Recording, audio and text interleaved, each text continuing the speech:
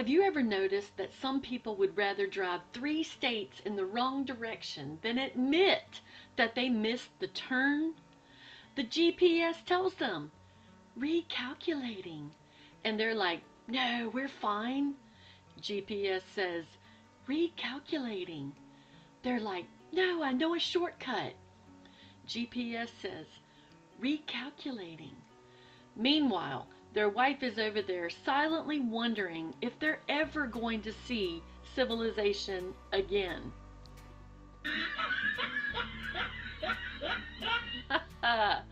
What's funny is that in Exodus 14, God actually told Israel to turn around. Not because they were lost, not because Moses missed the exit, not because God changed his mind. God intentionally told them where to camp, and where he told them to camp made absolutely no sense. Most Sunday school versions tell the story like this. Israel is walking along, and all of a sudden they come to the Red Sea. Then Pharaoh suddenly shows up, and they're trapped. But that's not what happened. God deliberately positioned them there. He told them exactly where to go. The sea would be in front of them, the wilderness would surround them, and Pharaoh would look at the situation and think, ah, I've got them now. Exactly what God wanted him to think. God was doing 2 things at the same time. First, he was testing Israel's faith. Would they trust me when obedience did not make sense? Would they trust me when circumstances looked impossible? And second, he was drawing Pharaoh deeper into his own overconfidence.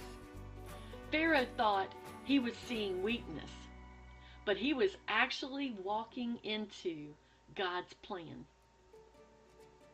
Now think about it. Israel looked ahead and saw a sea. Pharaoh looked ahead and saw a victory. Both groups were looking at the same situation, and both groups were wrong. Israel saw a dead end. Pharaoh saw an easy target. God saw the exact place where he was about to reveal his power.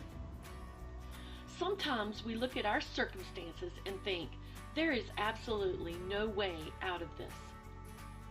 But God sees something we don't. Sometimes what looks like an obstacle is actually a divine appointment, a divine opportunity.